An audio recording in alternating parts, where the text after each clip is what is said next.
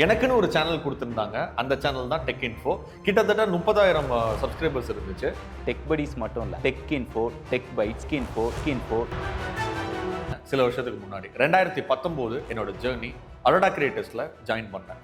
எனக்கு என்ன வருத்தமா இருக்கு அப்படின்னா, நான் வீடியோவில் சொல்லியிருந்தேன்ல 500 ரூபாய் தான் எனக்கு என்னோட ஷேர் வந்துச்சு அப்படின்னு. அந்த சேனல் வியூஸ் போகலன்னா 1500 ரூபா தான் வந்துச்சு. அதுல 3 ஷேர் பிரிச்சிங்கன்னா எனக்கு 500 ரூபா, முருகேஷன் அவருக்கு 500 ரூபா. இன்னொரு உதாரணம் ஒன்று சொல்லட்டா, பிளாக் ஷீப் மாதிரியான அவார்ட் ஷோ நடத்திட்டு இருக்க பல பேர் இங்க இருக்காங்க. நாட் ஓன்லி பிளாக் ஷீப், நிறைய பேர் இருக்காங்க. எத்தனை ஜெனியூன் கிரியேட்டர்ஸ்க்கு நீங்க கூப்பிட்டு அவார்டு கொடுக்குறீங்க? வருஷமா நடத்துறீங்கல்ல, என்ன சொல்றீங்க? பல பேரை அங்கீகரிக்கிறோம் அப்படின்னு சொல்றீங்க. உண்மையான அங்கீகரிப்பு அப்படின்னா என்ன தெரியுமா?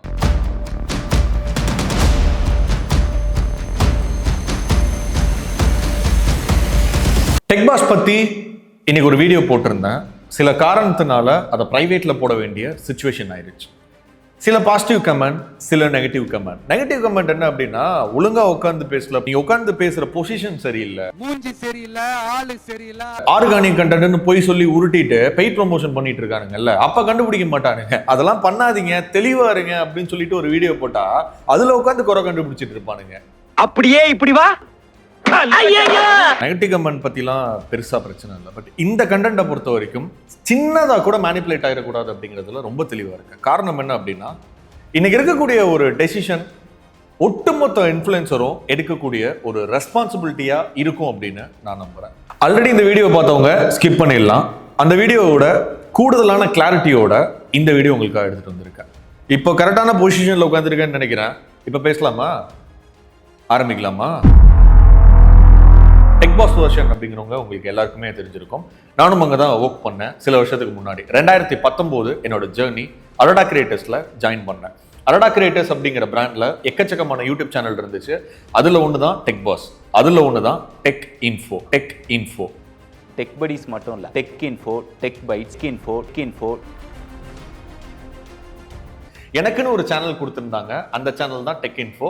கிட்டத்தட்ட 30,000 சப்ஸ்கிரைபர்ஸ் இருந்துச்சு. சைபர் செக்யூரிட்டி கண்டென்ட்டை மேஜரா வச்சு அன்பாக்சிங் கண்டென்ட் அங்கங்க பண்ணி போட ஆரம்பிச்சேன். இந்த பெய்ட் ப்ரமோஷன் பண்றதுனால மக்கள் ஏமாறுறாங்க. அதெல்லாம் தாண்டி சைபர் செக்யூரிட்டியோட எப்படி ஒத்து போகுது அப்படிங்கிற சில கண்டென்ட்டும் இந்த வீடியோல இருக்கு. இனிஷியலா நான் 2019 உள்ள நுழையும் போது எனக்குன்னு தனி சேனல் எதுவுமே கிடையாது. டெக் படிஸ் அப்படின்னு நீங்க ஒரு சேனல் பார்த்துட்டு இருக்கீங்கல்ல, முருகேஷன் அண்ணாவோடது, அந்த சேனல்ல தான் நான் வீடியோ பண்ணிட்டு இருக்கேன். போக போக நீங்களே தனியா சேனல் ரன் பண்ணுங்க, ஹேண்டில் பண்ணுங்க அப்படின்னு சொல்லிட்டு எனக்குன்னு தனியா சேனல் கொடுத்தாங்க. அந்த சேனல் தான் டெக் இன்ஃபோ. இந்த டெக் இன்ஃபோ எந்த மாதிரியான ஒரு அக்ரிமெண்ட்ல இருந்தது அப்படின்னா, சுதர்ஷன் அண்ணாக்கு என்ன அக்ரிமெண்ட்டோ அதே அக்ரிமெண்ட் தான் எனக்கும். 1/3 அப்படிங்கிற ஒரு அக்ரிமெண்ட். சேனல் என்ன ரெவன்யூ வருதோ அதை 3 பேர் ஷேர் பண்ணிப்போம். நான், விஜய் கார்த்திகேயன் அண்ணா, முருகேஷன். அது மட்டும் இல்லாம வேற எந்த பேசிக் சேலரியும் கிடையாது. பட் ஒருவேளை ஃபுட் ப்ரொவைட் பண்ணுவாங்க, நைட்டு மட்டும் ஃபுட் ப்ரொவைட் பண்ணுவாங்க. அது மட்டும் இல்லாம ஸ்டே அங்கேயே நான் தங்கிக்கலாம். அது மட்டும் இல்லாம சிஸ்டம், என்ன சிஸ்டம் வேணாலும் யூஸ் பண்ணிக்கலாம். ஸோ அதனால இது எல்லாமே ப்ரொவைட் பண்றதுனால எனக்கு லேர்ன் பண்ணிக்கவும் ரொம்ப யூஸ்ஃபுல்லா இருந்துச்சு. அன்னைக்கான டைம்ல யார் வேணாலும் அந்த அரோடா கிரியேட்டர்ஸ்க்கு உள்ள வரலாம், லேர்ன் பண்ணிக்கலாம். ஃபுட் கொடுப்பாங்க, ஸ்டே கொடுப்பாங்க, சிஸ்டமும் கொடுப்பாங்க, கத்துக்கிட்டு வெளியே போயிடலாம். ஓப்பன் மைண்டடா அன்னைக்கு இருக்கக்கூடிய சிஸ்டம். பட் வளர வளர இது எல்லாமே மாற ஆரம்பிச்சிருக்கு. Why quit tech boss? கொஞ்சம் கொஞ்சமா அப்படியே பாயிண்ட் வரேன். ஆக்சுவலாக சில பல ரீசன்னால அங்கேருந்து நான் குவிட் பண்ணுறேன், வெளியே போகிறேன் அப்படின்னு சொல்லிட்டு ரொம்ப ஜென்யூனாக ஓப்பனாக சொல்லிட்டு அங்கேருந்து குவிட் பண்ணுறேன். குவிட் பண்ணதுக்கப்புறம் என்ன நடக்குது அப்படின்னா, அங்கே இருக்கக்கூடிய ஒரு சேனல் 25 சேனல் ஹேண்டில் பண்ணிட்டு இருக்காங்கல்ல, அதில் ஒரு சேனலுக்கு லோகோ பண்ணணும் அப்படின்னு சொல்லிட்டு எங்ககிட்ட வராங்க. அந்த லோகோவுக்கு நாங்கள் ஒரு அமௌண்ட் சார்ஜ் பண்ணுறோம், 500 rupees கொடுங்க அப்படின்னு சொல்லிட்டு. ஏன்னா அன்னைக்கான கட்டத்தில் ஃபுட் அது ரொம்ப இம்பார்ட்டண்ட்டாக ப்ளே பண்ணுச்சு. நான் குவிட் பண்ணுறேன், வெளியே வரேன், சேலரி இல்லை, கையில் ஒத்த பைசா இல்லை அப்படிங்கும் போது அந்த 500 ரூபா ரொம்ப பெரிய அமௌண்ட்டாக தெரிஞ்சது. லோகோ 2 நாள் வேலை வாங்குறாங்க, சேஞ்சஸ் மேலே சேஞ்சஸ் சொல்கிறாங்க, பண்ணி முடிக்கிறோம். சிம்பிளாக சொல்லிட்டாங்க, வைரமுத்து இங்கே ஒர்க் பண்ணும்போது இன்டர்நெட்லாம் யூஸ் பண்ணிங்கல்ல, அதுக்கு நாங்கள் உங்களுக்கு அமௌண்ட் அனுப்பிச்சிருப்போம்ல, அதுக்கு கழிச்சுக்குங்க அப்படிங்கிறத சொன்னாங்க. எனக்கு மனசே கேட்கல. முன்னாடியே ஃப்ரீயாக பண்ணி கொடுங்க அப்படின்னு சொல்லியிருந்தா பண்ணி கொடுக்கறதுக்கு பெருசாக எதுவும் தெரியாது. இதை சொல்லிட்டு ஏன்னா இன்னைக்கு பெரிய கொஸ்டின் என்ன, காசு இல்லையா அப்படிங்கிற ஒரு கேள்வி தான். 500 ரூபாய் தானடா, லட்சங்கள்ல சம்பாதிக்கிற ஒரு சேனல், ஒரு 500 ரூபாய்க்கு பிரச்சனையா அப்படிங்கிறது திரும்ப திரும்ப திரும்ப இந்த ஒரே கேள்வி தான் என் மண்டக்குள்ள ஓடிட்டு இருந்துச்சு. கட் பண்ணோம் அப்படின்னா ஒரு 6 வருஷம் ஆயிடுச்சு. அன்னைக்கு இருந்த ஸ்டேட்டஸுக்கும் இன்னைக்கு இருக்க ஸ்டேட்டஸுக்கும் டெஃபினட்டா பெரிய சேஞ்சஸ் தான். டெக் பாஸ்ல இருந்து எனக்கு ஒரு ஆஃபர் வருது. இது ஒரு மாசத்துக்கு முன்னாடி இது நடக்குது.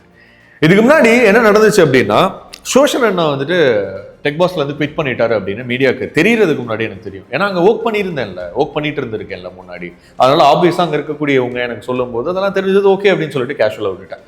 நினைச்சிருந்தா என்னால் அப்பவே வீடியோ போட்டிருக்க முடியும். எந்த சுச்சுவேஷன்லையுமே இதை வீடியோவை மேக் பண்ணக்கூடாது அப்படிங்கிறதுல ரொம்ப தெளிவாக இருந்தேன்.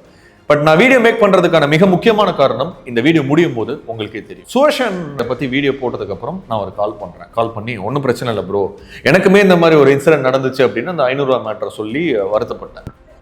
ப்ரோ சொல்லுங்க வைரமுத்து எப்படி? ஸோ சொன்னதுக்கு அப்புறம் என்ன நடக்குது அப்படின்னா, யதார்த்தமா விஜய் கார்த்திகேயன் அண்ணாவும் எனக்கு கால் பண்றாங்க. கால் பண்ணி டெக் பாஸ்ல ஒரு ஆஃபர் இருக்கு, நீங்க வரீங்களா அப்படிங்கிற மாதிரி கேட்டாங்க. அஃப்கோர்ஸ் நானும் உடனே அதை வேணாம் அப்படின்னு ரிஜெக்ட் பண்ணல. நான் எனக்கு திங்க் பண்ணுறதுக்கு டைம் வேணும், யோசிச்சு டிசைட் பண்ணி சொல்கிறேன் அப்படின்னு அந்த காலை கட் பண்ணுறேன். நார்மலாக பேசிட்டு காலை கட் பண்ணுறேன். ஒரு நாள் டைம் எடுத்துக்கிட்டேன்.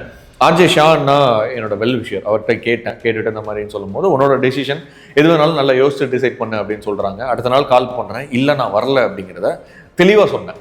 காரணம் என்ன அப்படின்னா, இது எனக்குன்னு ஒரு சேனல் இருக்குது, எங்களுக்குன்னு ஒரு ஸ்பான்சர் இருக்காங்க, modishpictures அப்படின்னு சொல்லிட்டு எங்களோட ஸ்பான்சர்.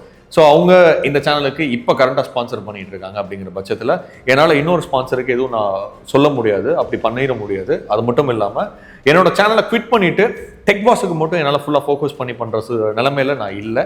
ப்ராஜெக்ட்ஸும் சிலது சைன் பண்ணியிருக்கேன். ஸோ அந்த ஒர்க்லாம் போயிட்டுருக்கு. ஸோ அதனால் ஃபுல்லாக என்னால் மதுரை வர்றது அப்படிங்கிறது பாசிபிள் இல்லை, அதுதான் உண்மை. என்னோட சேனல் ரொம்ப ரொம்ப முக்கியம் அப்படிங்கிறதுல ரொம்ப தெளிவாக இருந்தேன். இந்த ரீசனை சொல்லியே நான் வரல அப்படிங்கிறத ரொம்ப தெளிவாக அங்கே சொல்லியிருந்தேன். பட் ரீசெண்டாக சிக் ஃப்ரீக்வன்சி வீடியோ போட்டதுக்கு அப்புறம் பார்த்தீங்க அப்படின்னா பார்க்குறேன், அதுக்கப்புறம் சில விஷயங்கள் ஷாக்கிங்காக தான் இருந்துச்சு. கேஜெட் வாங்குறாங்க அப்படின்னா அதில் ஒரு சின்ன நெகட்டிவிட்டி இருந்தாலும், பெய்ட் ப்ரொமோஷன் காசே வாங்கியிருந்தாலும் அந்த நெகட்டிவிட்டியை சொல்லி தான் ப்ரொமோட் பண்ணணும். இது ரூல். என்னை பொறுத்த வரைக்கும் எக்கச்சக்கமான ப்ரொமோஷன்ஸ் வந்திருக்கு. இன்ஸ்டால நீங்க வைரமுத்து ocnettu அப்படின்னு பார்த்துருந்தீங்க அப்படின்னா கிட்டத்தட்ட ஒரு 63,000 ஃபாலோவர்ஸ் இருக்கு. எக்கச்சக்கமான ப்ரொமோஷன் கண்டினியூஸா வந்திருக்கு.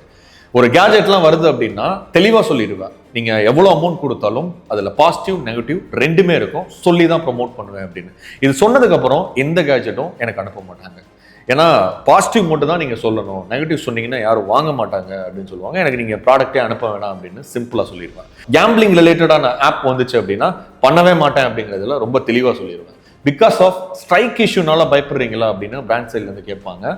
பிகாஸ் ஆஃப் என்னோட ஃபாலோவர் ட்ரஸ்ட் பண்றாங்க அப்படிங்கிற ஒரே வார்த்தையில அங்க முடிப்பேன். சரி, ஓகே, நீச் அப்படிங்கிற ஒரு டாபிக் இருக்கு. ஒவ்வொரு பிராண்டும் ஒவ்வொரு விதமான ஒரு நீச் இருக்கும். ஹெல்த் சம்பந்தமான விஷயங்கள் நீங்க பண்றீங்க அப்படின்னா இதை பெய்ட் ப்ரொமோஷனை தாண்டி நீங்க கண்டென்ட் பண்ணும் போதே ரொம்ப சென்சிட்டிவா நீங்க இருக்கணும். காரணம், ரூல் ஒன்று இருக்கு.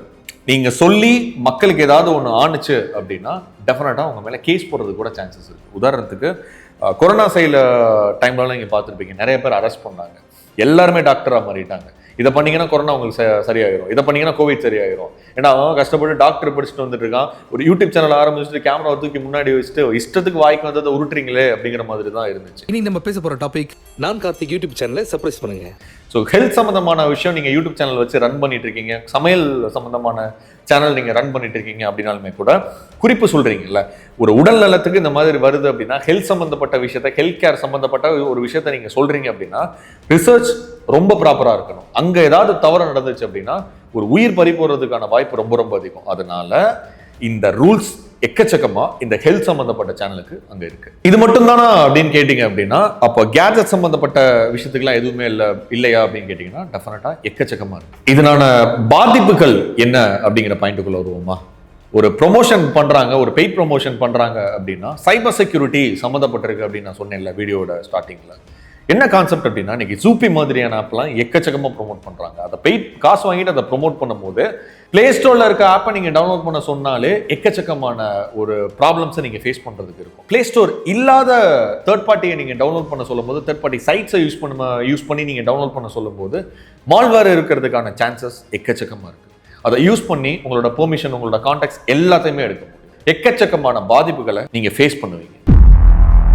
டெக் சேனல் வச்சிருக்கீங்க அப்படின்னா ஒரு கேஜெட் வாங்கி ப்ரொமோட் பண்றீங்க. அந்த கேஜெட்டுக்கு முன்னாடி சொன்ன மாதிரி போத் பாசிட்டிவ் நெகட்டிவ் ரெண்டையும் சொல்லி மட்டும் தான் நீங்க ப்ரொமோட் பண்ணணும். நீங்க கோடிகளில் வாங்கிக்கிங்க, 2 கோடி வாங்க, 3 கோடி வாங்க, அதெல்லாம் இங்கே பிரச்சனையே கிடையாது. பெய்ட் ப்ரொமோஷன் மென்ஷன் பண்ணி போடுங்க. அதெல்லாம் தாண்டி அதில் இருக்க நெகட்டிவிட்டியை சொல்லி தான் நீங்க ப்ரொமோட் பண்ணணும். சரி, யார் மேல தப்பு?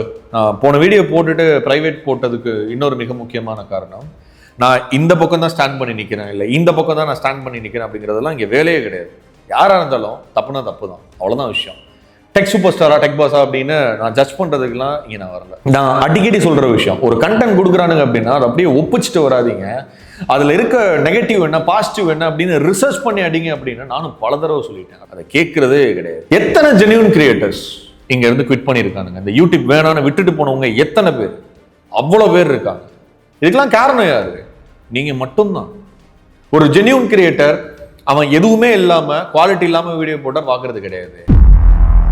மற்ற சேனலுக்கும் எஜுகேஷன் சேனலுக்கும் உள்ள வித்தியாசம் என்ன தெரியுமா? ஒரு படம் நல்லா இருக்குன்னு பொய்யாவே சொல்லி ப்ரொமோட் பண்ணட்டுமே, என்ன நடக்கும்?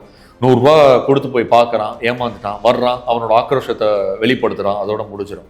ஒரு எஜுகேஷன் சேனல்ல காசை வாங்கிட்டு தப்பான விஷயத்த மிஸ்லீட் பண்ணீங்க அப்படின்னா உங்களுக்கு அடுத்து வர ஜென்ரேஷனே காலியாகும். ஒரு ப்ராடக்டை வாங்குறீங்க, ஒரு இன்ஃபர்மேஷன் அங்க சொல்றீங்க, இதனால யார் யார் பாதிக்கப்படுறாங்க அப்படின்னு தெரியுமா? அந்த ப்ராடக்டை நீங்க காசு வாங்கிட்டு பல குறைகள் இருந்தாலும் நல்லா இருக்குன்னு சொல்லி நீங்க ப்ரொமோட் பண்ணும்போது அந்த ப்ராடக்டை வாங்கி விற்கிற டீலர்ஸ் பாதிக்கப்படுவான். வாங்கினதுக்கு அப்புறம் உண்மை தெரிஞ்சதுக்கு அப்புறம் அந்த ப்ராடக்ட் எவனும் வாங்க மாட்டான், அந்த கடைக்காரன் பாதிக்கப்படுவான். சரி, ஓகே, அந்த உண்மை வெளியிலேயே வரல, அதுக்கப்புறம் யார் பாதிக்கப்படுவா? அந்த வாங்கி யூஸ் பண்ற, அந்த கேஜெட்டை வாங்கி யூஸ் பண்ற அந்த மக்கள் தான் பாதிக்கப்படுவாங்க. இதுவும் வேணாம், எல்லாத்தையும் ஒத்தி வைங்க. இது எல்லாத்தையுமே விட நாலேஜ்க்காக மட்டும் ஒருத்தன் பார்க்க வரான்.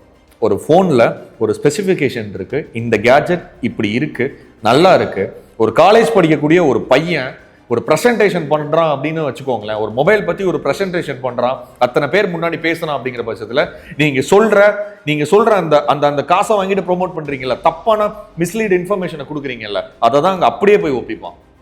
அப்புறம் என்ன இருக்கு அதுல?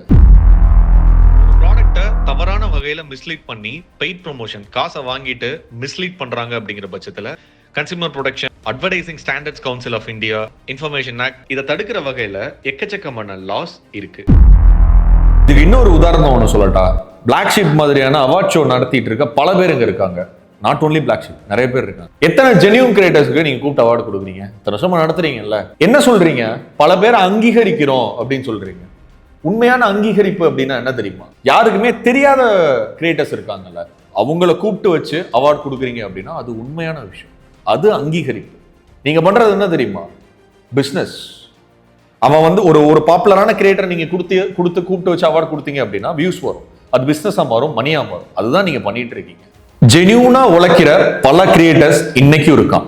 என்ன, அவனுக்கு சப்ஸ்கிரைபர்ஸோ ஃபாலோவர்ஸோ 100, 200, 300 அவ்வளவுதான் இருக்கும். அதை வச்சுதானே நீங்க இன்னைக்கு ஜென்யூனுங்கிறதே தீர்மானிக்கிறீங்க. இவன் 1 லட்சம் வச்சிருக்கான், 1 மில்லியன் வச்சிருக்கான், அப்ப அவன் சொன்னாவே உண்மையா தான் இருக்கும், சவப்பால இருக்கவன் பொய் சொல்ல மாட்டாங்கிற அப்படிங்கிற கான்செப்ட் தான் இன்ன வரைக்கும் போயிட்டு இருக்கு. ஒரு 100 பேர், 200 பேர், 300 பேர் சப்ஸ்கிரைபர் வச்சிருக்கான் அப்படின்னா அவன் நல்ல கண்டென்ட்டே போட மாட்டான் அப்படிங்கறது தான் நீங்க தீர்மானிக்கிறீங்க. அப்படிதானே நீங்க ஒவ்வொரு ஆளுக்கும் அவார்டு கூப்பிட்டு கொடுக்குறீங்க. கிட்டத்தட்ட டெக் பாஸ் பத்தி நான் இதுக்கு முன்னாடி ஒரு வீடியோ போட்டிருந்தேன். அதை பிரைவேட்ல போட்டுட்டு இந்த வீடியோ நான் மேக் பண்றேன். அது மிக முக்கியமான காரணம், ஒரு இடத்துல கூட மேனிப்புலேட் ஆயிடக்கூடாது அப்படிங்கிறது தான். நான் ஆல்ரெடி சொன்ன மாதிரி நெகட்டிவிட்டி வருது, நெகட்டிவ் கமெண்ட் வருது, பிரச்சனை கிடையாது. இவங்களுக்கு சார்பா பேசுறீங்க அப்படிங்கிற எந்த பேச்சுமே வரக்கூடாது. அதனாலதான் இன்னொரு தடவை உட்காந்து நைட்டா ஷூட் பண்ணி, நான் மட்டும் இல்லாமல் கேமராமேன்ஸ்ல இருந்து எல்லாரும் ஒர்க் பண்ணி கண்ணை முழிச்சு இந்த வீடியோ ஷூட் பண்ணியிருக்கோம்.